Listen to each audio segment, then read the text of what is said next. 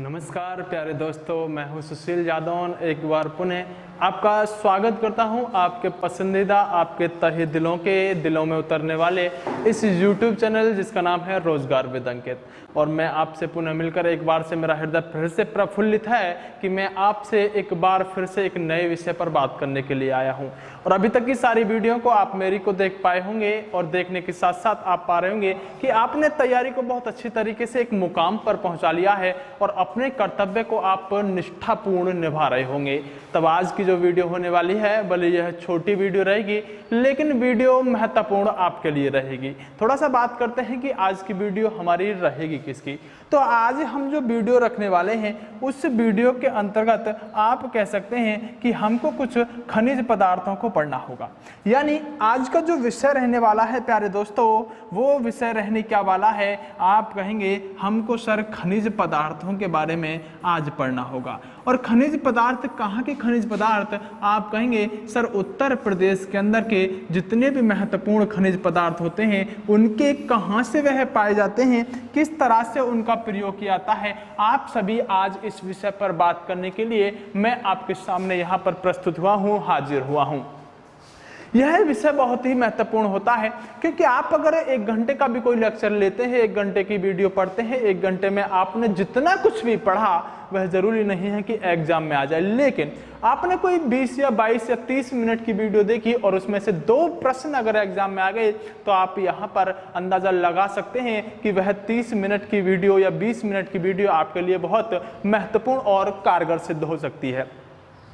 आइए दोस्तों जरा बात कर लेते हैं यहाँ पर। आज अगर हमें खनिज पदार्थ पढ़ना है तो किस तरह से इस पर आने वाले प्रश्नों पर हम बात कर रहे हैं। देखिए, अगर खनिज पदार्थों को मेरे प्यारे दोस्तों आप इनको पढ़ना जब आरंभ करते हो उत्तर प्रदेश के संदर्भ में, तो प्रमुख रूप से ध्यान दीजिएगा, प्रमुख रूप से हम इनको 2 भागों में यहाँ पर डिवाइड कर सकते हैं।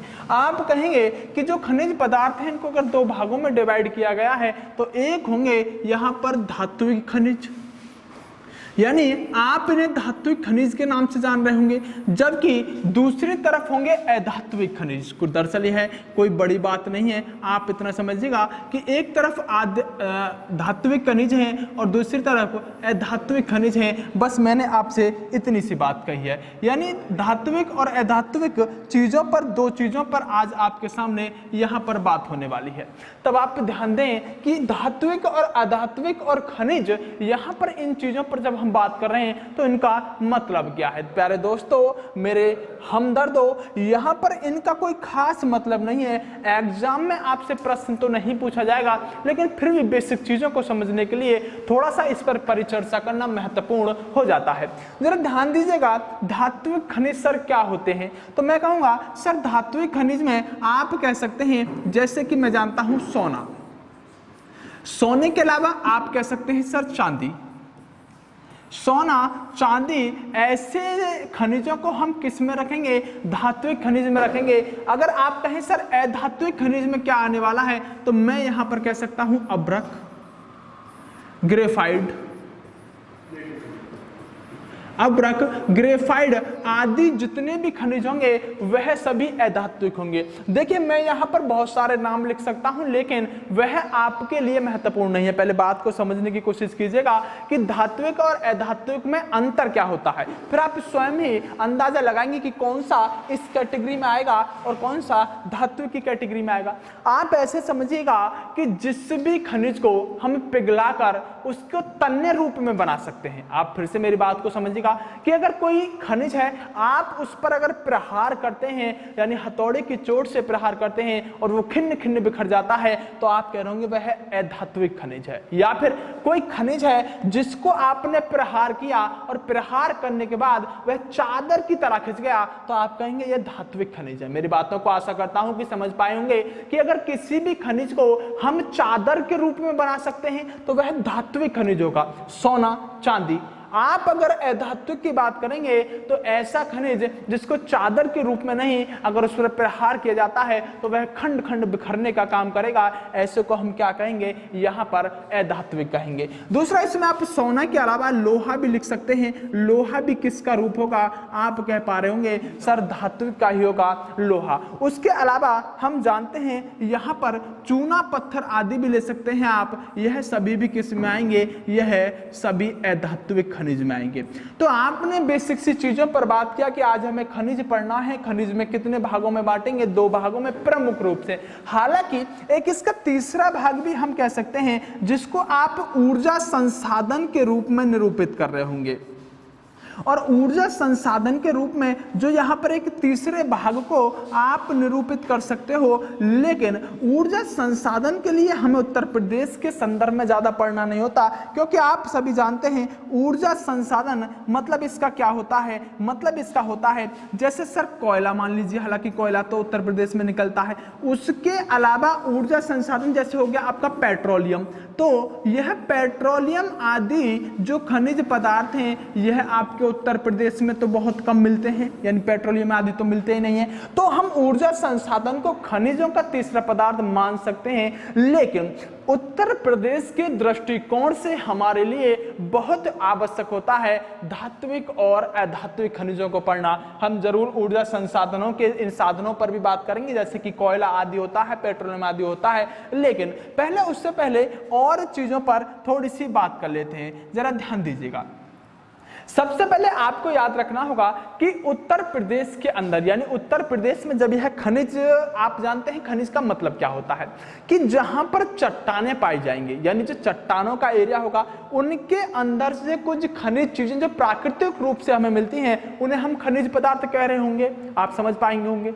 लेकिन उत्तर प्रदेश में भी कोई ऐसी जगह है जहां पर यह खनिज पदार्थ पाए जाते हैं। देखिए दोस्तों, मैंने कहा कि प्रमुख रूप से जो खनिज पदार्थ पाए जाएंगे वह वहां पाए जाएंगे जहां पर चट्टानें आदि होंगी, यानी चट्टानों को हम देखने का काम कर रहे होंगे। तो चट्टानों के नीचे, हालांकि यह मैदानी क्षेत्र में भी देखने के लिए मिलेगा, जैसे चांदी आदि है, उस पर मैं बात करूंगा, लेकिन प्रमुख रूप से जो खनिज पदार्थों का यहां पर भंडार होता है चट्टान आदियों के क्षेत्र में ज्यादा होता है। तब आप एक बात जानते हैं कि अगर उत्तर प्रदेश के अंदर हमको खनिज पदार्थों को पढ़ना है और खनिज पदार्थ हमें जानने हैं, तो सर हमें इस उत्तर प्रदेश के अंदर किस जगह पर हमें खनिज पदार्थ पाए जाते हैं, इस बात को बात करते हैं।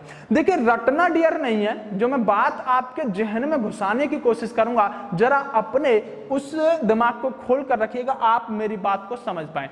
खनिज पदार्थ, मैंने कहा जहां चट्टानें होंगी वहां पर यह खनिज पदार्थ पाए जाएंगे। तो जरा ध्यान दीजिएगा, अगर चट्टानों में खनिज पदार्थ पाए जाएंगे तो यह जो हमारा एरिया होता है, आप सभी जानते हैं कि यहां से हिमालय के नीचे वाला एरिया होता है, और यहां पर आपने बहुत सारी नदियों को पढ़ा होगा। उत्तर प्रदेश का मैप है, आप समझ पा रहे होंगे। लेकिन इसके अलावा हम इस बीच वाले भाग को कैसा भाग कहेंगे, यह उत्तर प्रदेश का सर मैदानी भाग होता है।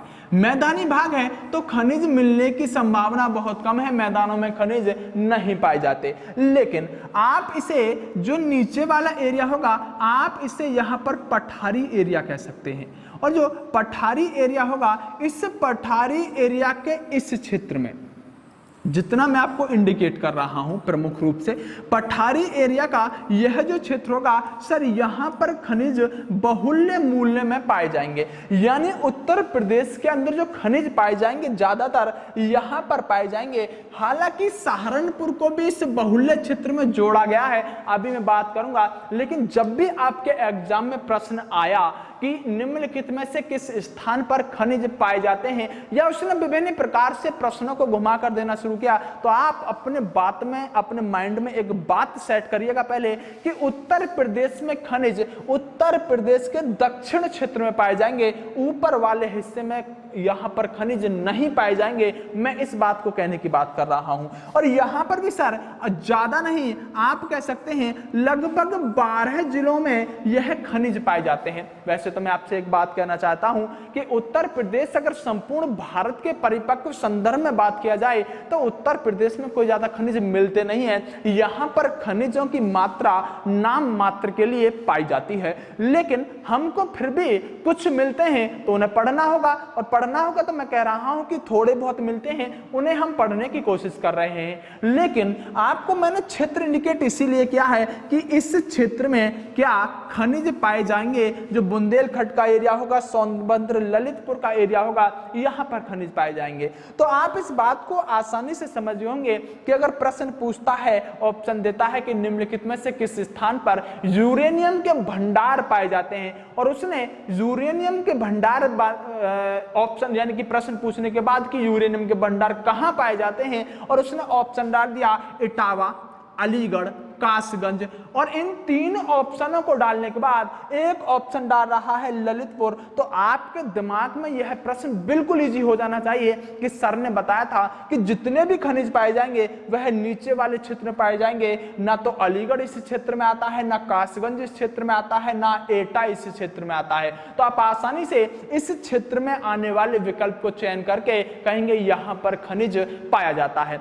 प्रमुख रूप से मैंने आपसे इतनी बात की, लेकिन जरा ध्यान दीजिएगा, जब आपसे इन सब चीजों पर बात कर रहा होगा तो मैं आपको एक नई चीज पर लेकर चलता हूं। देखिए, सबसे पहले जरा जानिएगा कि उत्तर प्रदेश में जो पहला खनिज निगम बनाया गया, यानी जब हम उत्तर प्रदेश को पढ़ने की कोशिश करते हैं तो आप जानेंगे कि इस उत्तर प्रदेश के अंदर पहला खनिज निगम की स्थापना की गई। क्या की गई सर? उत्तर प्रदेश में पहला खनिज निगम।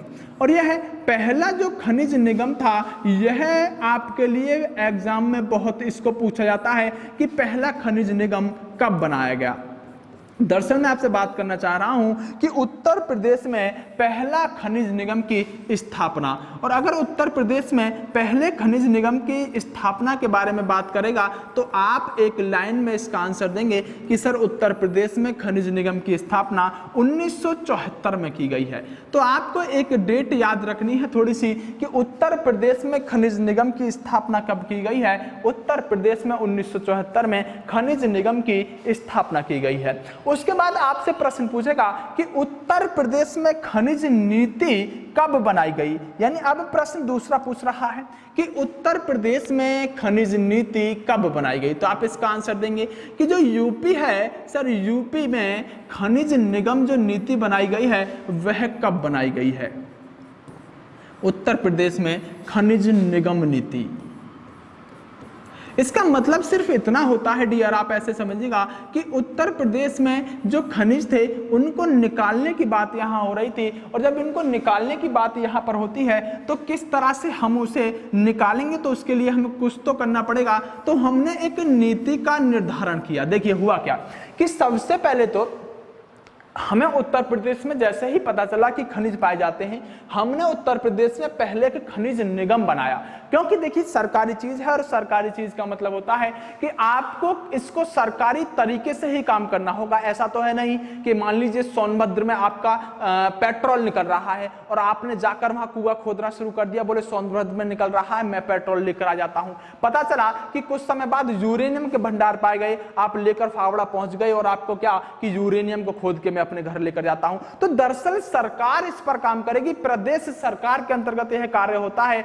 और प्रदेश सरकार अगर इस खनिजों को खोदना शुरू करेगी, इन पर काम करना शुरू करेगी, तो उसे कुछ ना कुछ इसके यहां पर खनिज निगम की स्थापना करने की आवश्यकता पड़ेगी। तो इन्हीं सभी खनिजों को निकालने के लिए सबसे पहले उत्तर प्रदेश सरकार ने क्या किया, खनिज निगम बनाया 1974 में। लेकिन फिर इसके लिए एक नीति का निर्धारण किया गया, और जो इसके लिए नीति बनाई गई वह नीति कब बनाई गई है, 1998 में एक नीति का निर्माण किया गया है। यानी दो चीजों को आपको थोड़ा सा माइंड में सेट रखना है कि एक खनिज निगम कब बना। यह प्रश्न ज्यादा इंपॉर्टेंट होता है डियर कि खनिज निगम की स्थापना कब की गई। आप ध्यान रखेंगे 1974 में की गई। उसके बाद क्या हुआ कि यह खनिज निगम नीति यह अपडेट होती रहती है। हाल फिलहाल में 2017 में भी खनिज निगम नीति बनाई गई, लेकिन पहली बार कब, यहाँ 1998 में बनाई गई। और जब यह नीति बनाई जाती है तो इस नीति के अंतर्गत ही बताया जाता है कि उत्तर प्रदेश में कहां कहां पर खनिज पाए जाएंगे। और जैसे कि मैंने बताया कि नीचे वाले दक्षिण उत्तर प्रदेश के क्षेत्र में खनिज बहुल्य मूल में पाए जाते हैं, इसीलिए इस नीति ने ही इस बात को बताया था कि उत्तर प्रदेश में किस किस स्थान पर खनिज पाए जाएंगे। तब इसी उत्तर प्रदेश की खनिज नीति ने कुछ राज्यों को इंडिकेट कर दिया कि यह राज्य प्रमुख हैं जहां पर खनिज अधिक पाए जाते हैं। जरा बात करते हैं कि सर वह उत्तर प्रदेश में कौन कौन से जिले हैं जहां पर खनिज पाए जाते हैं। तो मैंने अभी आपसे कहा था कि सर कुल 12 जिले ऐसे हैं हमारे उत्तर प्रदेश में, यानी 12 जिले हैं जहां पर खनिज पाए जाते हैं। मतलब यह वह 12 जिले हैं जहां पर खनिज बहुल्य मूल में पाए जाते हैं। तब फिर मैं कह रहा हूं कि चाहे तो आप मैप पर इनको एक बार माइंड में देखें तो सभी स्थान कहां होंगे, यह दक्षिण उत्तर प्रदेश में पा रहे होंगे। लेकिन फिर भी आपको याद करना है तो नीचे वाले जितने भी राज्य हैं अगर आप मैप से पढ़ रहे हैं तो वहीं पर यह सारे के सारे आपको नजर आएंगे। आपको ध्यान रखना है कि सर ललितपुर जो है यह भी खनिज पाए जाने वाला क्षेत्र है, झांसी भी खनिज पाए जाने वाला क्षेत्र है, महोबा, प्रयागराज, सोनभद्र, महाराजगंज, उसके बाद हमीरपुर में भी खनिज पाए जाते हैं, बांदा में भी, चित्रकूट में भी, मिर्जापुर में भी और चंदौली में। माना यह जा रहा है कि इस सहारनपुर को इस खनिज क्षेत्र राज्य से निकालने की बात की जा रही है। अगर ऐसा हुआ तो यहां पर घटकर संख्या कितनी, 11 हो जाएगी। लेकिन प्रश्न यह भी है कि यह सहारनपुर उत्तर की तरफ पड़ता है। आप सभी जानते हैं कि सहारनपुर की सीमा कुछ राज्यों से लगने का काम करती है, जैसे कि हरियाणा, जैसे कि हिमाचल प्रदेश, जैसे कि इसके अलावा भी उत्तराखंड। यानी आप सभी इस बात को जानते हैं कि सहारनपुर जरूर यहाँ पर एक नया है, लेकिन फिर भी इस नीति के अनुसार इसको इस क्षेत्र में दाखिल किया गया है। अब इसे निकालने की बात हो रही है, तो आप इस बात को भी अपने माइंड में सेट करके चलेंगे। जरा बात करते हैं इसके अलावा कि सर यह बात तो ठीक है, हमें थोड़ा सा आइडिया हो गया है कि कहां कहां पर उत्तर प्रदेश में खनिज पाए जाएंगे। मैं बहुत जल्दी बात करूंगा कि कौन सा खनिज कहां पर पाया जाता है, कौन सा क्षेत्र उसके लिए प्रमुख होता है। लेकिन फिर भी एक बार स्क्रीनशॉट लेना आपका लाजमी बनता है। स्क्रीनशॉट ले लीजिएगा और स्क्रीनशॉट लेकर संभाल कर इसे रखिएगा, और जो लोग लिखने के यहां पर इच्छुक हैं वह लिखकर इसको अपने कॉपी में उतारिएगा। उसके बाद जरा हम बात कर लेते हैं प्रमुख चीजों पर जहां से एग्जाम में प्रश्न आना यानी आरंभ होता है। तो देखिए, सबसे पहले आपको ध्यान रखना है कि उत्तर प्रदेश में खनिज कौन सा कहां पाया जाता है। यह कुछ वहां स्थान, यह कुछ खनिजों के नाम लिख रहे हैं और यह खनिज कहां पाया जाता है उन स्थानों का नाम इनके सामने लिखा गया है। आप स्वतंत्र हैं, स्क्रीनशॉट ले सकते हैं, लेकिन स्क्रीनशॉट से अच्छा होगा कि मेरे साथ साथ एक बार रिवाइज करने की कोशिश जरूर करें, वह उससे भी ज्यादा आपके लिए आवश्यक होता है। ध्यान दीजिएगा। देखिए दोस्तों, जब खनिज और उनके स्थान की बात करता है तो आपको एक बात ध्यान रखनी है सर, चूना पत्थर।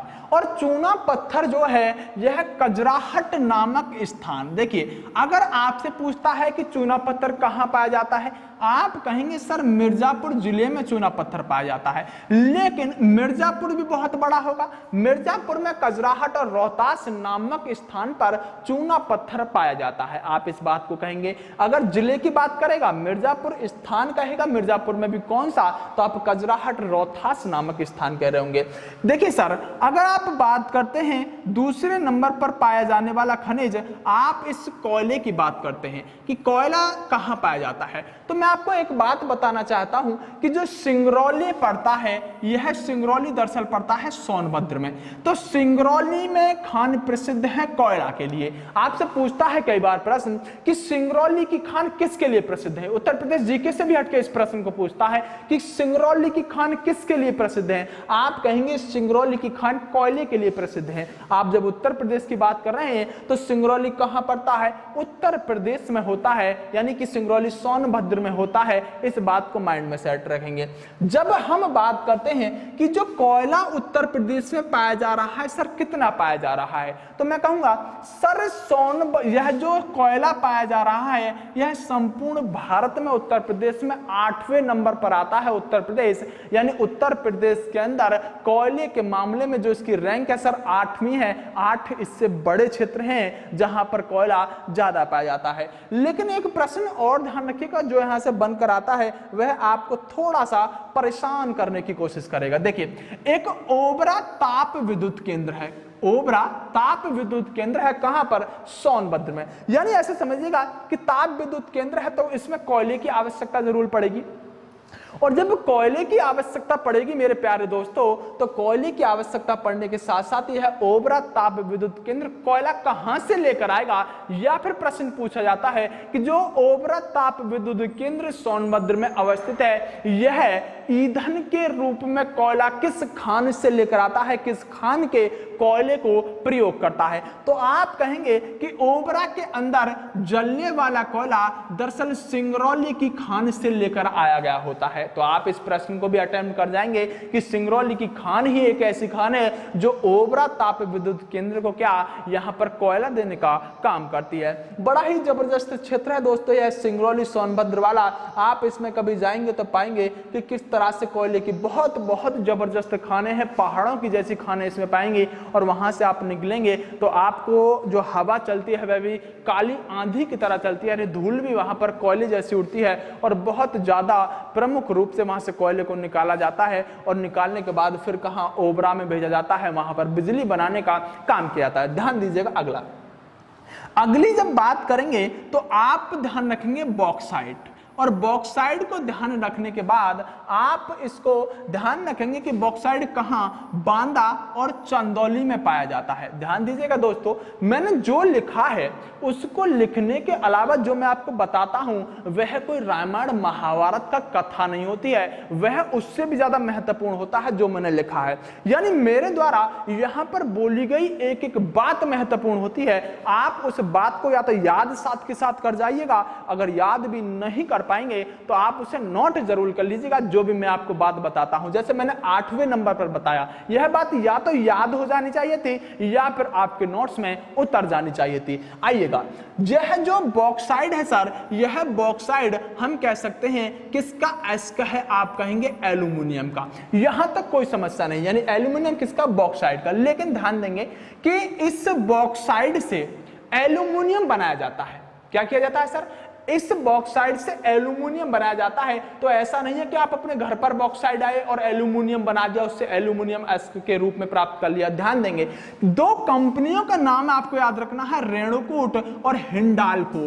रेणुकूट और हिंडाल्को दो कंपनियों का नाम है, और यह रेणुकूट और हिंडाल्को दो कंपनियां बॉक्साइड से एल्यूमिनियम बनाने का काम करती हैं। दोबारा सुनेंगे कि रेणुका और हिंडाल्को दो कंपनियों का नाम है जो बॉक्साइड से एल्यूमिनियम बनाने का काम करते हैं। तो आपसे पूछता है कि रेणुका कंपनी किसके लिए जानी जाती है, तो आप कहेंगे बॉक्साइड से एल्यूमिनियम का निर्माण करने, यानी कि यह यहां पर रेणुका हिंडाल्को आपके लिए कंपनी के रूप में प्रसिद्ध होती हैं। आप इसे जरा ध्यान दीजिएगा, आपसे प्रश्न कई बार तो यही सीधा पूछा जाता है कि बॉक्साइड किसका, एस का है, आप एल्यूमिनियम कहेंगे। तो देखिए, आप इसे ऐसे याद रखिएगा, जब आप एल्यूमिनियम को पाएंगे तो आप इसे कहेंगे ए, और जब बॉक्साइड को पाएंगे तो आप कहेंगे इसे बी। और यह कहां पर पाया जाता है, चंदौली में। तो आप ए बी सी से आसानी से याद करने की कोशिश कर सकते हैं कि ए से एल्यूमिनियम, बी से बॉक्साइड, और चंदौली और बांदा में पाया जाता है। ए बी सी से याद करेंगे।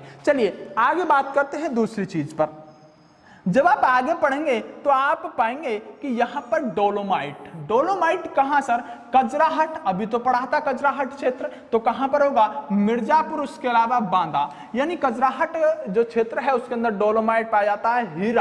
हीरा बड़ा ही जबरदस्त चीज है, ध्यान दीजिएगा।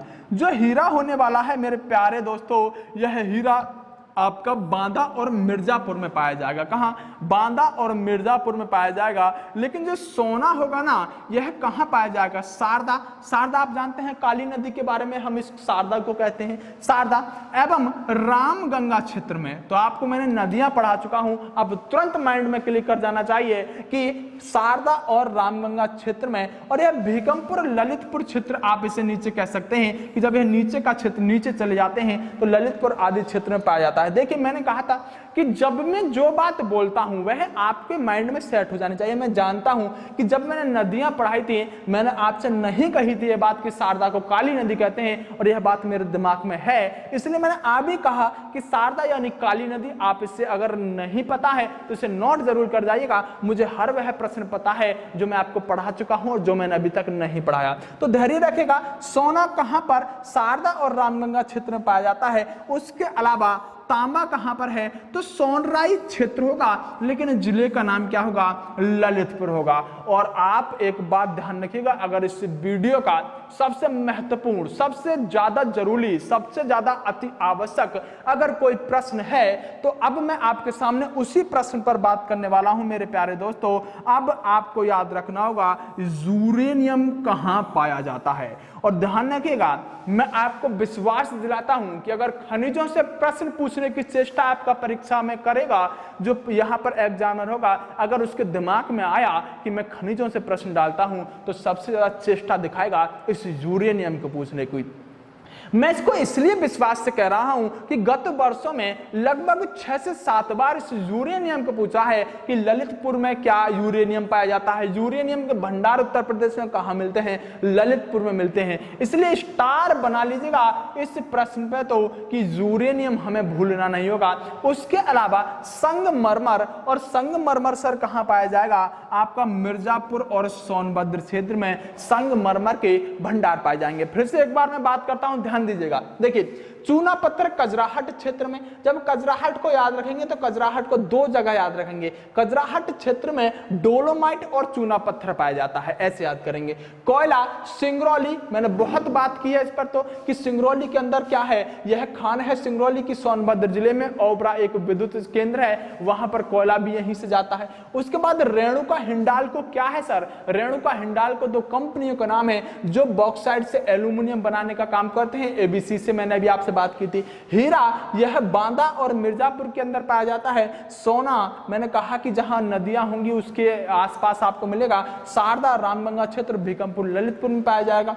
तांबा, यहां पर सोनराई क्षेत्र, ललितपुर में पाया जाएगा। उसके अलावा सबसे महत्वपूर्ण ये तो आपको साथ के साथ याद कर लेना है। आप 2-3 बार बोलिएगा ललितपुर यूरेनियम, ललितपुर यूरेनियम, 2-3 बार में याद हो गया होगा। और नहीं हुआ तो कॉपी के सबसे ऊपर लिख लीजिएगा ललितपुर में यूरेनियम के भंडार पाए जाते हैं। आज के बाद नहीं भूलेंगे। संगमरमर मिर्जापुर, कोई समस्या नहीं है, संगमरमर मिर्जापुर। आगे ध्यान देंगे। अगर आपसे और चीजों के बारे में बात करेगा तो किस तरह, एस्बेस्टस क्या होता है?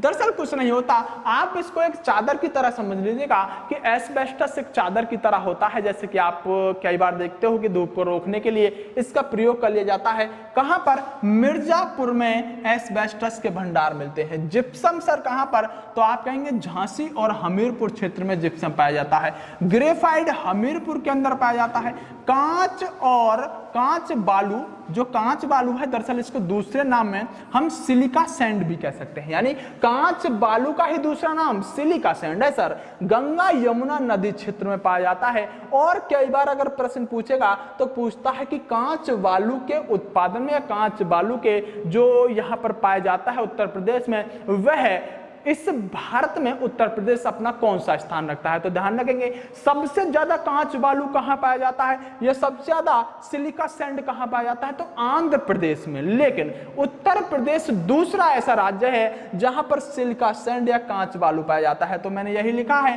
कि 2nd नंबर पर है सर आपका उत्तर प्रदेश। लेकिन अगर पूछे कांच बालू इस सबसे पूरे संपूर्ण भारत में सबसे ज्यादा कहां निकाला जाता है, तो आंध्र प्रदेश प्रथम राज्य होगा जहां पर सिलिका सैंड या फिर कांच बालू यह निकालने का काम किया जाएगा। वैसे गंगा यमुना नदी क्षेत्र में इसे आप कह सकते हैं, इसमें कोई समस्या नहीं है। सेल खड़ी, यह सेल खड़ी के बारे में कुछ लोग तो जरूर जानते होंगे क्योंकि मैंने लिखा है सौंदर्य प्रसाधन, यानी सुंदर दिखाने वाला। मतलब कहाँ? ब्यूटी पार्लरों में सर खूब यूज होता है। आप इसको समझ लीजिएगा कि यह कहां पर? हमीरपुर और झांसी में यह सैल खड़ी पाया जाता है। इसको आप टॉल्क के नाम से भी जानते हैं, टॉल्क भी कह सकते हैं किसको? सैल खड़ी को। उसके बाद देखिए एक प्रश्न आता है कि यह जो यानी आपसे पूछेगा कि निम्नलिखित में से किसको मूर्खों का सोना कहा जाता है? सर मूर्खों का सोना मतलब लिखा तो है कि मूर्खों का सोना, तो ध्यान रखेंगे कि जो पाइराइड्स होता है, इस पाइराइड्स को दरअसल मूर्खों का सोना कहा जाता है। तो यह इसलिए कहा जाता होगा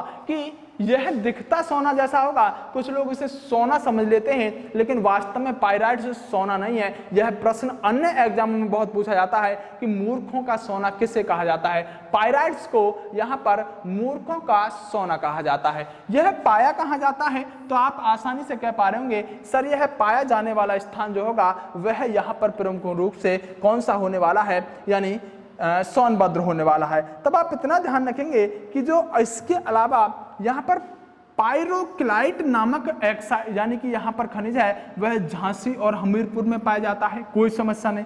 चाइना किले, देखिए आपको याद रखने जरूरी है थोड़े से कि चाइना किले कहाँ पर? सोनभद्र और बांदा में पाया जाता है।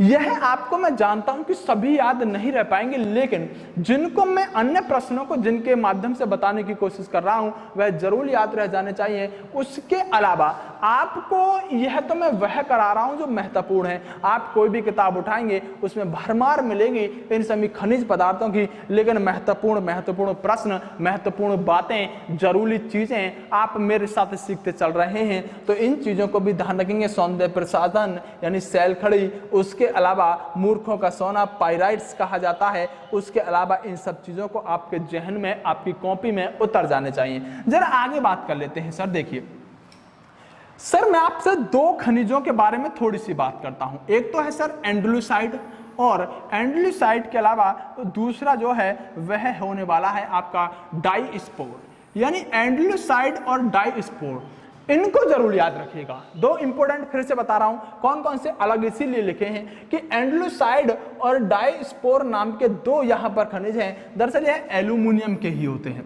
तो एल्यूमिनियम के होते हैं तो सर इसकी खास बात क्या है? देखिए उत्तर प्रदेश में अगर 100% खनिज पाए जाते हैं तो 78% उसके अंदर सर यही पाया जाता है। तो महत्वपूर्ण होगा कि नहीं? सबसे ज्यादा पाया जाता है उत्तर प्रदेश में क्या?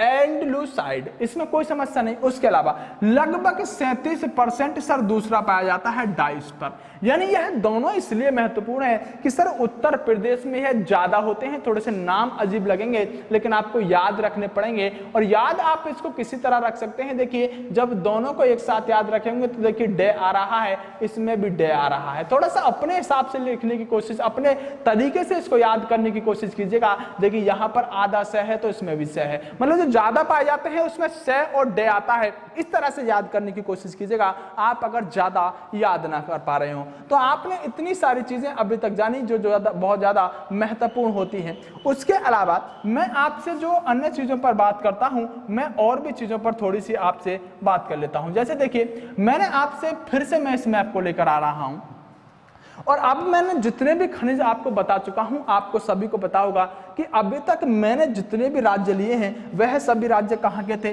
सर ललितपुर को ले लिया था, सोनभद्र को ले लिया था, उसके अलावा यहाँ पर मिर्जापुर को ले लिया था, इन सभी हमीरपुर, झांसी आदि क्षेत्रों को लिया था। यानी इस बात से आपको एक बात समझ में आ गई होगी कि हमको क्या यहाँ पर इन सभी नीचे वाले क्षेत्रों के बारे में जानना होता है, और नीचे वाले क्षेत्रों के बारे में अगर आप जान गए तो आप बिल्कुल भी आप निसंकोच होकर यहाँ पर सारी चीजों को यहाँ पर आसानी से समझ पाएंगे।